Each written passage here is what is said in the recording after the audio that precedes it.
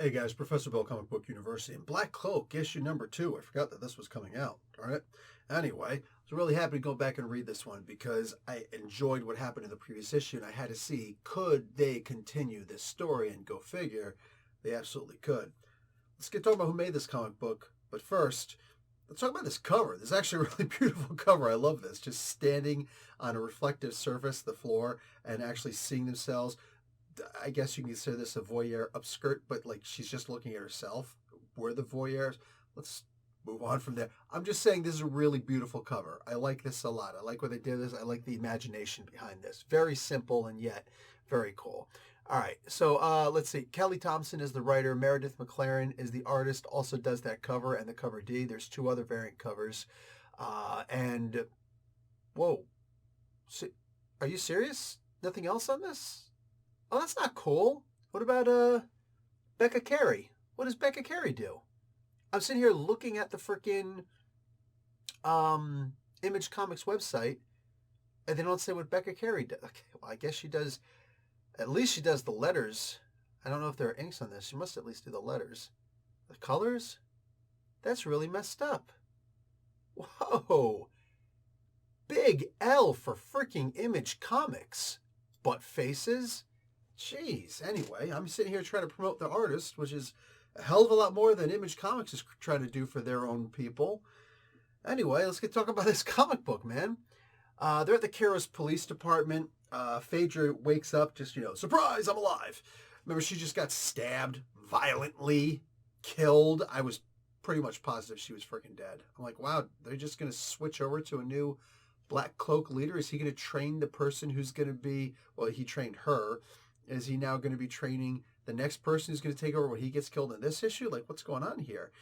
But no, she's still alive. And she was hit by what's called a Daedric dagger. And the only people, according to Nydia, her girlfriend, who survive on average a draconic dagger are draconics, which I presume means that you're half dragon. Something like that. Go figure. Phaedra's kind of growing some wings out of her back. She's sprouting a little bit there. That's right. The Jolly Green, ho ho ho, Green Giant. That was a really old commercial, and it was always so wonderful. I love that stupid commercial. Anyway, there's a bunch of interviews being done here. I'm skipping over something, but I'm going to get back to it. There's a bunch of interviews being done because she, of course, is going to get right back to work. She lived. Remember, she had that little healing celebration, which I thought was going to actually make it so she was going to survive. Apparently, if she wasn't part Daedric at the very least, she wouldn't have even gotten that far. So I'm liking what I'm seeing here. Things get surprisingly, things actually get even better than that. All these different interviews, a couple different features, a couple different people, character types who are here. It was actually pretty enjoyable seeing all of these, all these different personalities. But when you get to the 2 people who can actually help, that is where things started to get interesting. And then from there, it actually only got better still. If you go back to the beginning of this comic book, close to the beginning, you see the police line of what happened so far. You see the people who've been killed so far, people who are missing. You see people who are potential suspects. You see the murder weapon. You see a bunch of different things here and there, right? At the end, 2 of the suspects show up. And these are the people who apparently have the most to gain from, was it Faye? No. What the heck? Oh, for crying out loud, I can't remember her betrothed name. Oh, it's on here somewhere. Darn it, that's really annoying. But anyway, no, it's Frey. Frey, there you go. So it's Faye, right? Phaedra, Faye, and Frey. This is Kelly kind of do like one of those Benifer things, or the Brangelina, however that was pronounced. I actually kind of wish that she would do this. Mind you, if there's any question or any doubt about her ability to do a really beautiful love story, I suggest you go and look at Mr. and Mrs. X, one of the absolute best freaking comic books comic book series out there, and let's be honest, just for a hot moment. I mean, for what it was, it's not like, there's some great canon stuff in there, but like there's some really fun stuff in there, and just the way that she does it.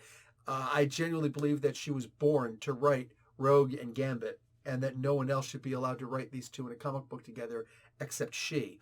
I said what I said, and I stand by it. God damn it. So I just remember we said to see every single one of those comic books ended with, how the hell did we wind up getting in this death trap again? Every single one of them. And then when it's explained, it's like, no, that actually makes sense. And then they're put right back into another death trap. Freaking perfection. Absolute perfection. So, what do you call it? The conversation and the idea that we're going to get a lead, which I want to say is going to be baloney, but it doesn't seem like it necessarily will, because why would it happen if it were meant to be just a fake lead? Unless it was to lead to something else, coincidentally, accidentally. I don't know. Sometimes you listen to what people say and you judge what they say by what they say. Sometimes you believe them and sometimes you believe them, right? Because they'll always have some kind of a tick or something. I mean, unless they're a psychopath or a sociopath or something like that, they're typically going to have some kind of a tick that'll tell you exactly what they're trying to say, what they really mean. That's always the fun part, when you can decipher what someone means as they're saying it. Mind you, no one is able to do it naturally. The idea, there's so many people like, no, I'm very empathetic. No, you're not. There's no such thing. No one can naturally determine what someone is thinking just based on whatever, with a almost foolproof mentality. It takes training to do that. And I'm not even great at it. I'm just kind of okay. Anyway, this love story is actually really beautiful because, see, in the previous issue, I was just like, she clearly doesn't care about this Frey guy. Clearly, no interest whatsoever. It's like, I was supposed to be married to this guy, da-da-da-da, and it was all glossed over. This one, we don't have that luxury. We have to actually experience her pain, because she sees him, looks at this, his tattoo, and she's got her tattoo. She's looking at it, and at one point, we see that there's some kind of a scarification on there, and it looks like, it's been determined at least, that it's self-inflicted. You get to see the dagger later on that was apparently used to do this, and it almost looks like it was used to dig something out. I might just be reading into this, but it's a comic book. It's meant to be read into, especially when you're talking about a freaking story here. So interesting if maybe something was in him, or he thought something was in him, and he was trying to pull it out. It's a lot of damage you could do to yourself right there, right? Like, this is, cutting here is like hamstringing yourself in your hands. So would that be hand stringing? Then that would be foot stringing, right? Anyway, then what's a cheese string? And that's how come you can never eat those again. You know how they say that, cheese sometimes smells like Famunga cheese and feet? Yeah, there you go. Enjoy your cheese strings, boys. Next, I ruined tacos. Don't come here on Tuesday. So anyway, there's one part in here that actually got me. It almost got me choked up, because it reminds me of something that was actually said by someone close to me. She's looking at the scar on his tattooed wrist, says, "Why would you do this?" And then because he's on the slab, right? He's on the table. He's in the morgue. He's dead. And she says, "I hate that you're cold. You hated the cold." Man, this brings you right into and this is when you realize, holy crap, she actually did love this guy. And she doesn't just leave it there. Kelly doesn't just leave it there.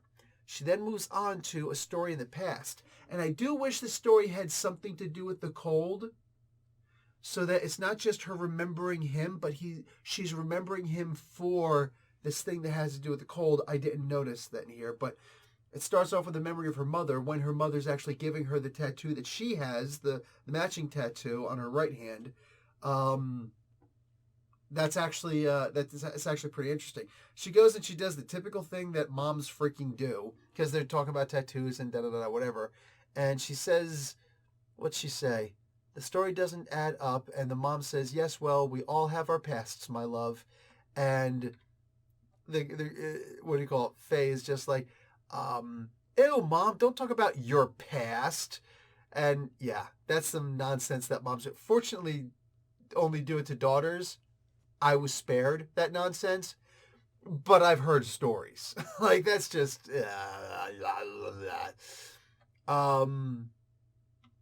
what do you call it? So, and then uh, uh, Faye, yeah, Frey. He's Frey. She's Faye. Frey shows up. Excuse me, and they actually go off and they, I don't know what's the best word for this. Frolic. They pretty much frolic. They go up. No, not that F word. Frolic. They're just like, prancing around and laying down and chilling in the sun there's no like public. No, that doesn't happen. They kiss though. They kiss. All right. There's a lot of jabbing also at one point because they're busting each other's chops. And it's funny, like it's all these different things to show that they actually did have a relationship. So that's interesting. It's funny to me. Kelly didn't feel the need to put this in the first story. She didn't feel the need to explain everything about Faye's background, right? Including her affection and love for this. Like this person who she was supposed to be married to died. We realize now that she just had a stoic face about it. It wasn't that, oh, yeah, I was supposed to, marry this guy, but, things didn't work out, whatever, da-da-da-da-da. No, as it turns out, work out, not work out, whatever, she was still madly in love with this person. And I guess now it's almost like she's allowing herself to feel these emotions. I know a lot of guys turn to men for relationship advice and dating and things like that, da-da-da-da-da. But if you're a man looking to date a woman, it also wouldn't hurt to find out from a woman dating coach, not a friend. Don't ever ask a friend. She'll never tell you the truth. You know what I'm saying? Almost never tell you the truth. But there's certain dating coaches out there because I wanted to know some things about how women think on such and such and such. And I found recently, just this week, that female dating coaches exist. I didn't know that. All right? I've been kind of off the dating market for a while. At least that's what I tell my wife. And it's what I mean because I'm not stupid. I'm dumb, but I'm not stupid. But yeah, I was looking at, and I was actually watching one with my wife recently, so just shut up. But I was very interesting in some of the things that she was saying and whatnot. And it's very interesting to see like the way that women think. And I almost think like Kelly is not quite on that level, but in the same ballpark, right? She's in the same room with the dating coach type. She's telling you how people act, not just how women act, although that's very crucial in here. She's talking about how women think in this, right? I love the idea that she was going to be stone-faced at the time. She could detach herself. Okay, this is the person I was supposed to marry, but now he's dead. I have to deal with this. I have to figure this stuff out. I have an obligation to my house and to his. I have to, muscle through this stuff. But now that she's wounded, she's trying to get back into the game. Now she's allowing herself the time to think about these things. That's something that we usually give that kind of credit to men for. But when it comes to, in my experience, my understanding of things, men are not just more emotional when it comes to anger, but also love. It's the reason why it takes so long for a man. Like if a woman breaks up with a man, it takes a long time for him to get over her. Oh, there's absolutely stalker ex-girlfriends. I could tell you that from personal experience. I promise you that. But what I'm saying here is it actually hurts a man. There are men who will actually commit suicide because of that. Women will attempt sometimes, but a man is more likely to follow through, right? Like it hurts. I've had a woman break up with me, only one. That's how important I am. But it is actually only one woman who's ever broken up with me. But that being said, it actually did hurt. And I was in my 30s when that happened. And it hurt hard. I genuinely didn't think I could survive it. I'm not joking when I say that. I didn't think I could survive. I wasn't thinking about necessarily killing myself. I just thought, my heart can't stand this kind of pain. It was hard to go to work. I couldn't listen to the radio because if anything that sounded like a love song came on, it just hurt. It crushed my heart, I felt like a failure because I couldn't keep this woman that I wanted to keep in my life. Like it was rough. It was hard like that. So seeing her able to detach from this, it, to me at least, it made sense that when it comes to something like love or anger, a woman is able to detach herself until she allows herself to feel it, and then she can get caught up in it, whatever, and da da da da da da. To me, this made a lot of sense. Maybe it's just me. Maybe some of you guys are dealing with the freaking stalker ex-girlfriend right now, and you're just like, Professor, you have no idea what you're talking about. She ruined my car. She spray painted my house. She broke into my freaking home, and she cut the ass out of all my boxer drawers. Every single one of my pants, man. My ass is just sticking out. It looks like crotchless panties, but they're boxer shorts, man. Like, listen, I feel your pain, and you should call a cop. But this was a good comic book nonetheless. I feel sorry for the breeze on your butt cheeks, but this was a really good comic book. I enjoyed this a lot. I talked about the art before. My stance remains the same on it. It's very interesting. I'll tell you this. I love the idea that we went with a more, not even monotone, a very similar but a brighter color for the past. Now, what is that actually? And this is very intelligent. I want to point out, just because the art is, again, what it is. It's going to be hard for you to look at if you're not used to looking at this kind of art. But 2-3 pages in, it's just the art. Like, that's the art of this comic book, and just let's move on from there, because I'm okay with it. I'm used to it by now. You get used to it. That's all that matters when it comes to comic book art for the most part. And you understand every single thing that's happening here. Nothing is like blurry or blotchy or whatever, right? But the thing that I found very intelligent, I'm looking at this stuff right now, is the memory part. When she's going back in her memory and she's remembering these fun times that she had, I love the idea that it's all one color, but it's brighter than the rest of the comic book. What does that instinctively put in your mind? Things were better. It was so much better before I took on the Black Cloak, before I became this investigator. I also do want to point out that Nydia, her girlfriend, whatever, her partner, her girlfriend, whatever, some kind of girlfriend thing. Her partner in the Black Cloaks is a different story. That's not a romantic relationship. Her romantic partner, there you go, her romantic partner,